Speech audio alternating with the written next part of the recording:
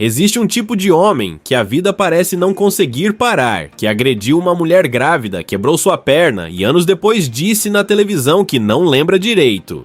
Que pagou $200 por show para duas meninas de 12 e 14 anos enquanto faturava fortunas. Que comprou mansão de 949 metros quadrados de um traficante dono de 230 quilos de cocaína e disse que era só vizinho. Que confessou ter se relacionado com mais de 4.000 mulheres e contou isso para a própria filha. Esse homem nunca pagou de verdade por nada. Seu nome é Frank Aguiar, rei do forró, 15 milhões de CDs vendidos, deputado federal, vice-prefeito e hoje, 5 anos, mora numa mansão de 3 milhões Se chama Luz Aguiar, diz que recebeu uma missão divina e quer voltar à política em 2026. Neste documentário você vai descobrir o que a mídia não aprofundou. Quem realmente pagou o preço por tudo que ele fez? E por que esse homem nunca foi parado? Deixa o like, se inscreve no canal Vidas por Trás da Fama, ativa o sino e me conta nos comentários de qual cidade e país você está assistindo. A história começa agora. Para entender como Frank Aguiar chegou tão longe e como se permitiu fazer o que fez, é preciso voltar ao começo. Não ao começo romantizado que ele repete em entrevistas. Ao começo real, Itainópolis, interior do Piauí, 1970. Uma cidade pequena, sem asfalto, sem perspectiva, onde o caçula de 6 filhos ganhou do pai um presente que mudaria tudo, uma sanfona. Francineto Luz de Aguiar tinha 6 anos quando tocou pela primeira vez. E desde aquele dia, a música não foi hobby, foi saída. Era o instrumento que transformava um menino pobre do sertão num personagem que as pessoas queravam ver. Aos 15 anos, contra a vontade dos pais, Frank saiu de Itainópolis para estudar em Teresina, onde conseguiu uma vaga na licenciatura em música na Universidade Federal do Piauí. Não tinha dinheiro para pagar. Então foi até o padre do colégio diocesano e fez uma proposta direta. Se o senhor me der oportunidade, eu venho todo dia na missa e toco. O padre aceitou. Era a primeira vez que Frank usava o talento como moeda de troca. Não seria a última. Aos 22 anos, a cidade pequena já era pequena demais. Ele pegou uma mochila, uma marmita feita pela avó e encarou 3 dias de ônibus até São Paulo, sem contato. Sem garantia, sem plano B, na metrópole, estudou direito em paralelo à música e foi bater de porta em porta oferecendo show em bares e churrascarias. Tinha noites que não cobria nem o custo do deslocamento. Tinha shows que não dava pra pagar a conta, admitiu anos depois. Mas ele continuou. Em 1993, gravou seu primeiro álbum, Tudo por Amor, que explodiu com Morango do Nordeste e Casado Também Namora. O forró naquele momento era tratado com preconceito pela grande mídia. Era o ritmo das classes populares, do interior, da periferia. Frank não se importou. Ele transformou esse preconceito em combustível e o público que a mídia ignorava respondeu comprando disco, enchendo o show e colocando ele no topo. Em poucos anos, o menino da sanfona de Itainópolis estava no Domingão do Faustão, no Domingo Legal e fazendo turnês no Japão, na China, nos Estados Unidos e na Europa. O que ninguém perguntava na edição era a que custo esse sucesso estava sendo construído, quem estava sendo usado no caminho, quem estava pagando um preço que nunca havia concordado em pagar. Porque enquanto Frank subia, havia pessoas ao seu redor que trabalhavam em condições que ele nunca expôs por iniciativa própria, e que só vieram à tona quando essas pessoas decidiram falar. Em algum momento do início dos anos 90, 2 meninas do interior chegaram ao universo de Frank Aguiar com idades que não deveriam estar em nenhum palco profissional. Simone tinha 12 anos, Simaria tinha 14, eram irmãs, cantavam bem. E o pai as deixou sob os cuidados do cantor, que havia prometido à família uma coisa específica. Suas filhas vão mudar minha carreira. Era uma profecia que se cumpriu. O que ninguém perguntou na época era, e a carreira delas, quem ia mudar? As duas ficaram 7 anos como backing vocals de Frank Aguiar. 7 anos percorrendo o Brasil de palco em palco, de show em show, construindo com a própria voz o espetáculo que o colocava no topo. Em 2019, num programa ao vivo, Frank revelou o valor que pagava para as irmãs a cada apresentação, $200 por show.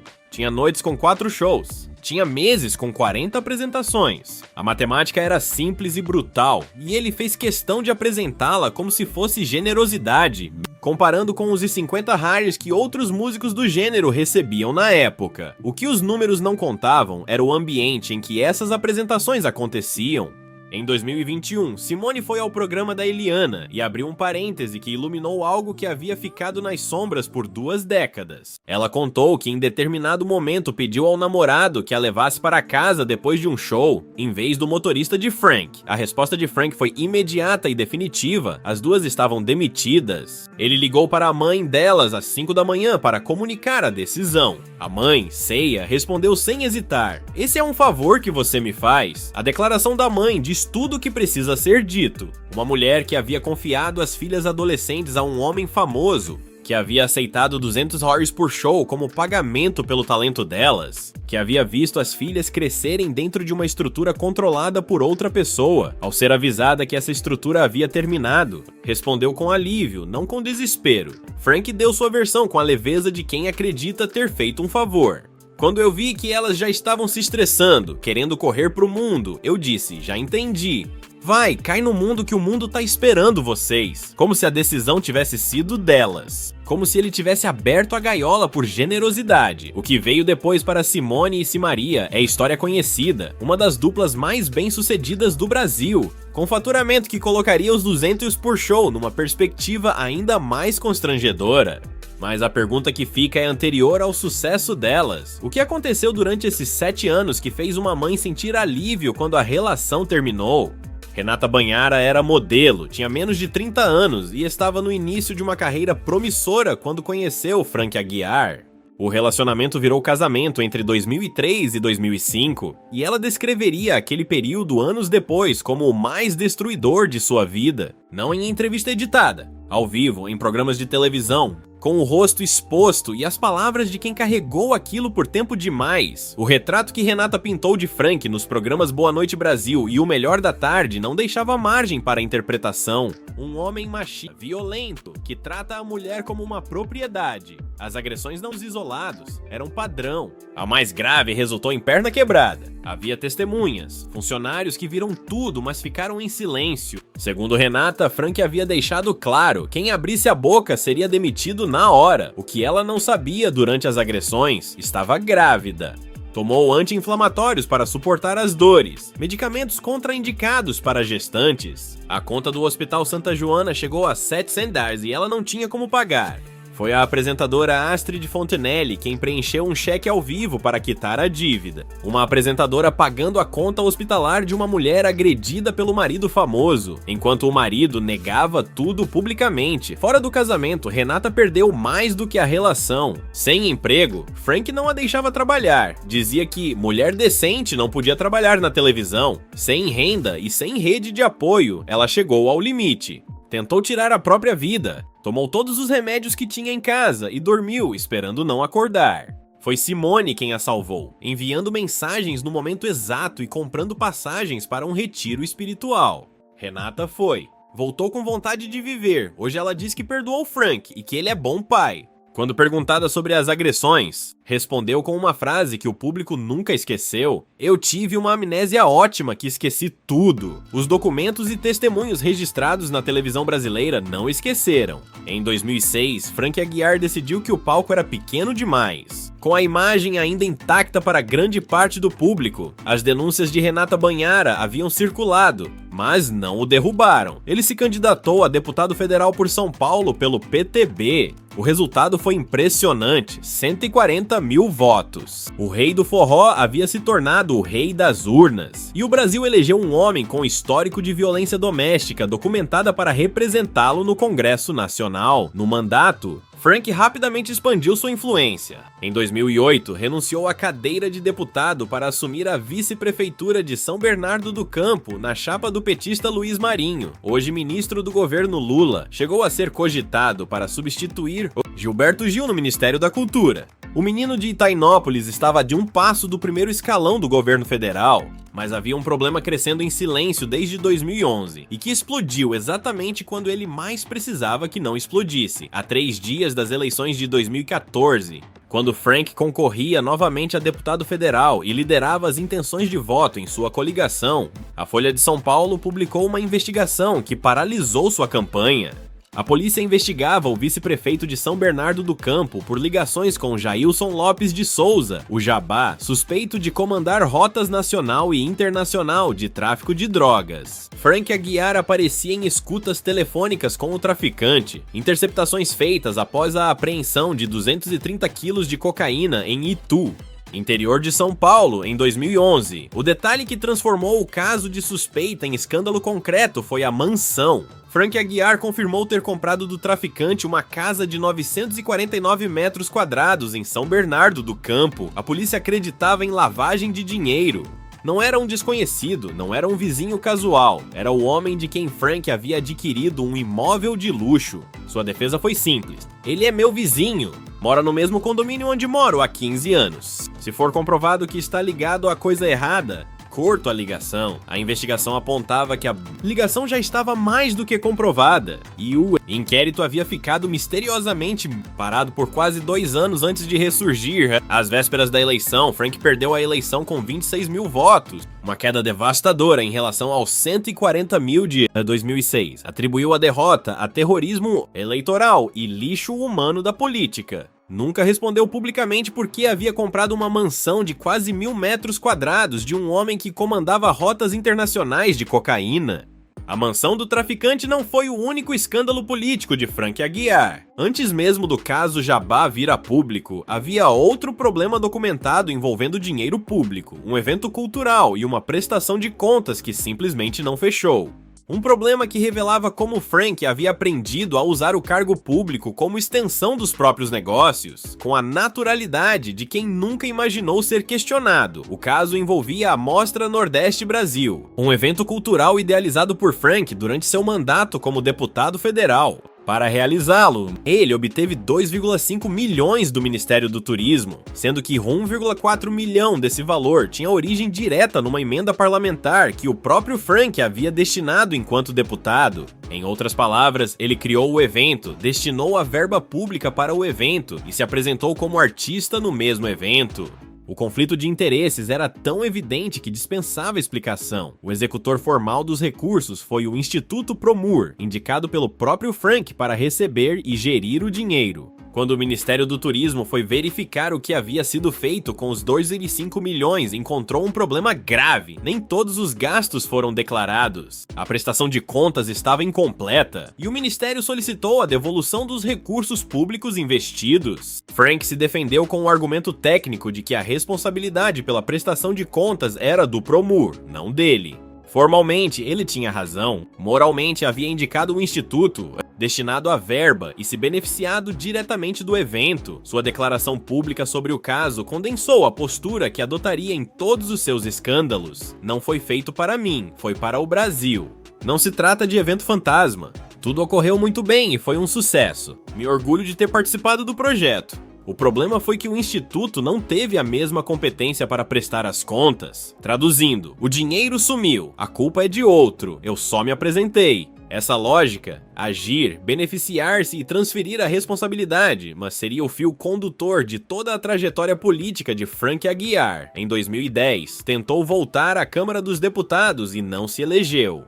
Em 2014, o caso Jabá enterrou sua campanha a 4 dias da eleição. Em 2018, tentou o Senado pelo Piauí e terminou em 5º lugar. 3 tentativas, 3 derrotas. E em nenhuma delas Frank admitiu responsabilidade própria. Sempre havia um inimigo, uma conspiração, um lixo humano da política tentando derrubá-lo. O homem que havia chegado ao Congresso Nacional com 140 mil votos havia se tornado um candidato que o eleitorado repetidamente recusava. Mas isso não o impediu de anunciar, em outubro de 2025, sua 4ª tentativa. Enquanto a carreira política naufragava e os escândalos se acumulavam, havia uma narrativa que Frank Aguiar cultivava com cuidado nas entrevistas, a do homem de família. O pai presente, o companheiro dedicado, a âncora emocional que sustentava tudo ao redor. Mas os fatos documentados contavam uma história diferente, a de um homem que construiu uma família fragmentada em 4 relacionamentos distintos, acumulou filhos de mães diferentes e encerrou seu casamento mais longo de forma que os próprios envolvidos definiram como conturbada. Frank Aguiar tem 4 filhos de 4 mulheres diferentes. Luma, nascida em 96, filha de Andréas. Ítalo, de 2000, filho de Fernando. Fernanda. Breno, de 2004, filho de Renata Banhara, nascido no mesmo ano em que ela o denunciou por agressão.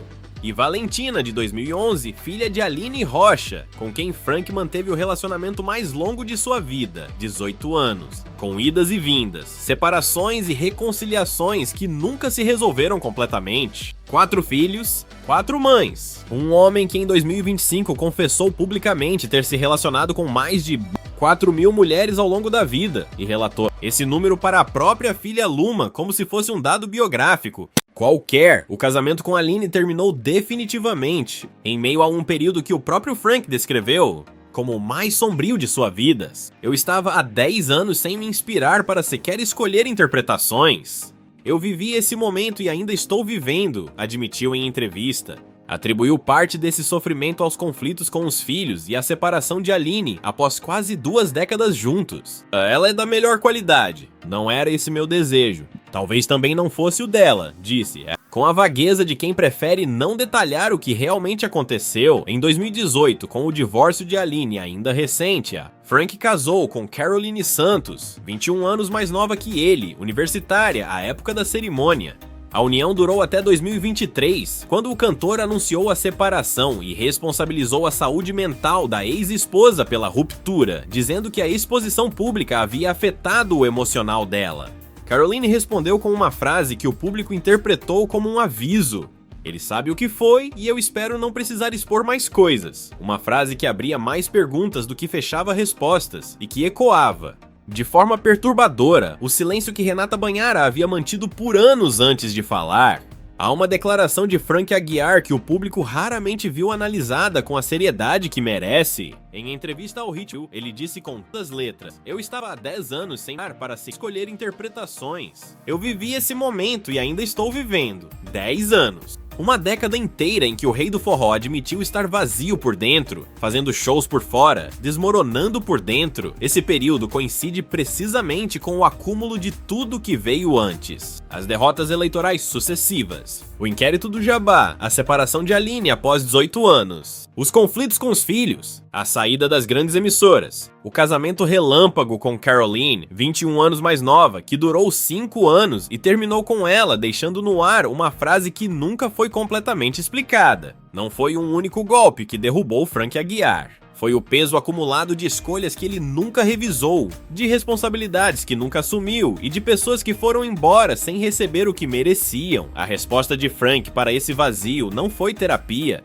não foi processo de responsabilização, não foi conversa honesta com as pessoas que havia machucado. Foi o Acre. Em 2013, após um show, o prefeito local o convidou para conhecer o Rio Croa, onde tomou pela primeira vez o chá de ayahuasca. A experiência o transformou de forma que ele descreve até hoje, com intensidade quase religiosa. Foi como se eu tivesse feito 10 anos de terapia com o melhor psicólogo. Naquele momento, resolvi toda a minha vida. A partir daí, passou a ser dirigente espiritual, consagrando a cerimônia toda semana em casa. A transformação foi também visual e nominal. Em novembro de 2020, Frank Aguiar assumiu publicamente o nome de batismo, Luz Aguiar. Em 2023, cortou o cabelão ao vivo no Fofocalizando e fez harmonização facial, rejuvenescendo décadas na aparência. Sensação de se permitir novo, desapegar. Nada de travas. Liberdade, liberdade. Estou bonito, declarou. O público se dividiu, parte admirou a transformação, parte questionou se trocar o nome, e o rosto era a mesma coisa que enfrentar o passado. Porque Renata Banhara continuava sem uma retratação formal. As Simone e Simaria nunca receberam uma compensação pelos 7 anos de trabalho subpago. E as 4 mães de seus filhos seguiam suas vidas sem que Frank tivesse prestado contas publicamente de nenhum desses capítulos. Um novo nome não apaga uma história antiga. Uma harmonização facial não corrige o que as mãos fizeram, e uma missão divina recebida às margens de um rio no Acre não substitui o processo humano de olhar nos olhos de quem foi machucado e dizer: errei e vou corrigir. Existe uma declaração de Frank Aguiar que passou quase despercebida na grande mídia, mas que os comentários do público identificaram imediatamente como um dos momentos mais reveladores de toda a sua trajetória. Em entrevista recente, o cantor confessou com naturalidade ter se relacionado com mais de 4.000 mulheres ao longo da vida. Não foi uma confissão arrancada, não foi um deslize, Foi uma afirmação voluntária, dita com a tranquilidade de quem considera isso um dado biográfico neutro, ou até motivo de orgulho. O número em si já seria suficiente para gerar debate, mas o contexto que o torna verdadeiramente perturbador é outro. Frank relatou esse número para a própria filha Luma, uma jovem que está construindo sua carreira como cantora, que cresceu vendo o pai em shows, em programas de televisão, em campanhas políticas, e que recebeu do próprio pai a informação de que ele havia se relacionado com mais de 4.000 mulheres durante a vida, que incluía os relacionamentos com as mães dela e de seus irmãos. O que essa revelação diz sobre como Frank Aguiar enxerga as mulheres que passaram pela sua vida? E o que diz sobre o modelo de masculinidade que transmitiu aos filhos? Porque os filhos são 4, de 4 mães diferentes, e todos estão agora na órbita direta de Frank. Breno, filho de Renata Banhara, a mulher que teve a perna quebrada e tentou se matar, faz direção de produção e será empresário do pai. Ítalo, formado em Direito, também trabalha com ele. Luma projeta carreira de cantora sob a sombra do nome do pai. São filhos que cresceram num ambiente onde as mulheres que rodeavam Frank saíam com histórias de controle, silêncio e dor, e que agora constroem suas identidades profissionais dentro da estrutura que esse mesmo homem criou. Frank fala dos filhos com genuína emoção.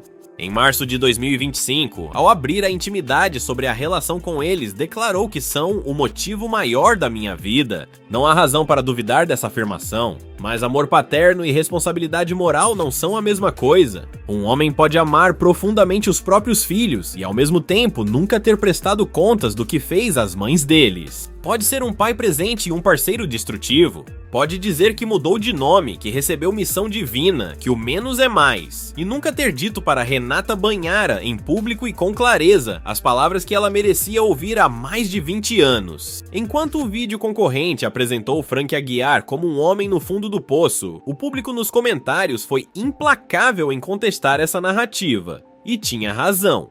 Porque a realidade documentada de 2024 e 2025 conta uma história diferente da queda que o título prometia. Frank não está no fundo do poço, está numa mansão avaliada em 3 milhões de reais em São Bernardo do Campo. Apresenta programa semanal na TV Aparecida desde maio de 2024, tem 1 milhão de seguidores no Instagram, lançou um álbum acústico em dezembro de 2024 e mantém agenda de shows, que no São João 2025 já acumulava mais de 20 datas só no Nordeste. Esse é exatamente o paradoxo central da história de Frank Aguiar. E o ângulo que o vídeo concorrente não teve coragem de explorar. O problema nunca foi que ele caiu. O problema é que ele nunca pagou de verdade pelo que fez e continua prosperando. Renata Banhara chegou a não ter 700 reais para pagar a conta do hospital após ser agredida. Frank mora numa mansão de 3 milhões de reais. Simone e Simaria trabalharam 7 anos por 200 reais por show. Frank apresenta programa na televisão e anuncia retorno à política. Essa não é a história de um homem destruído, é a história de um homem que o sistema nunca conseguiu ou nunca quis parar. Em outubro de 2025, Frank Aguiar anunciou oficialmente sua filiação ao PSD e confirmou pré-candidatura a deputado federal nas eleições de 2026. O discurso da nova candidatura mistura espiritualidade, propósito e defesa animal, um rebranding completo do político que foi investigado por ligação com traficante internacional e que obteve verba pública para evento onde se apresentou como artista.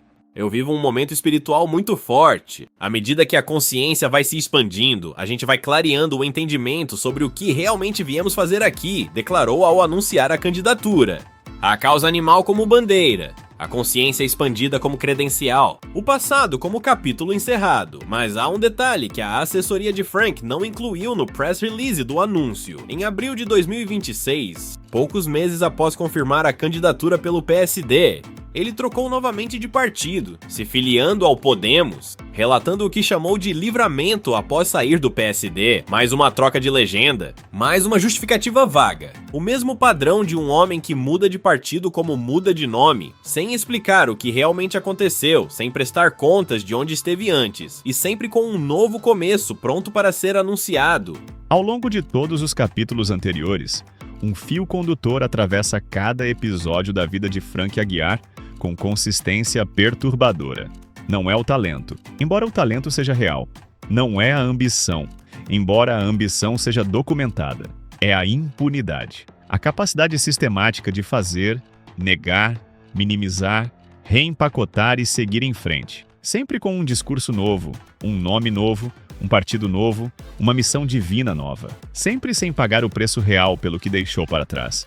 Renata Banhara teve a perna quebrada, ficou sem dinheiro para pagar o hospital, perdeu o emprego, desenvolveu uma doença grave anos depois e chegou a tentar se matar. Frank negou, minimizou e hoje diz que foi um momento de emoção. Só nós sabemos o que realmente aconteceu. Não houve retratação formal. Não houve indenização documentada. Não houve nenhum processo criminal que resultasse em condenação. O sistema que deveria proteger Renata falhou. E Frank seguiu fazendo shows. Simone e Simaria trabalharam 7 anos por R$200 por show. Foram demitidas às 5 da manhã por uma ligação para a mãe delas. E só descobriram seu valor real quando saíram da sombra de Frank e se tornaram o maior fenômeno do forró brasileiro. Hoje são bilionárias. Mas ninguém perguntou a Frank o que ele pensa sobre ter pagado R$200 por show para 2 meninas que começaram a trabalhar para ele com 12 e 14 anos. E que, se dependessem dele, jamais teriam chegado onde chegaram. O inquérito que ligava Frank a Jailson Lopes de Souza, o Jabá, suspeito de comandar rotas nacional e internacional de tráfico de drogas, aberto em 2011 após a apreensão de 230 quilos de cocaína, ficou misteriosamente parado por quase 2 anos. Ressurgiu a 4 dias de uma eleição, tarde demais para ser investigado com profundidade, cedo o suficiente para destruir uma candidatura. Frank perdeu a eleição. Chamou tudo de terrorismo eleitoral, e o caso foi engolido pelo ciclo noticioso. A mansão de 949 metros quadrados, comprada do traficante, continua em São Bernardo do Campo. Nenhuma condenação, nenhuma devolução documentada, nenhuma explicação satisfatória. Hoje, Frank Aguiar tem 55 anos, chama-se Luz Aguiar, mora numa mansão de R$3 milhões, apresenta programa na TV Aparecida, tem 1 milhão de seguidores, faz mais de 20 shows por mês e prepara sua 4ª candidatura política, desta vez pelo Podemos, após sair do PSD, relatando um livramento. É um homem que aprendeu uma lição que o sistema brasileiro ensina repetidamente. Mude o nome, mude o partido, mude o visual, adote uma causa, fale em espiritualidade e o passado eventualmente cansa de perseguir. A única pergunta que resta é: em 2026, quando Frank Aguiar pedir o voto do povo brasileiro pela 4ª vez, quantas pessoas vão lembrar de tudo que está neste documentário? Frank Aguiar não é uma história de queda. É uma história de impunidade com trilha sonora de forró. Um homem que bateu, negou, minimizou e seguiu.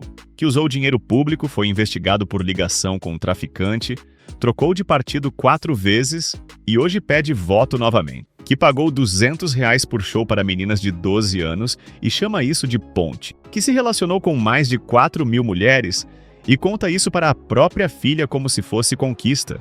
O sistema não o parou. A mídia não aprofundou.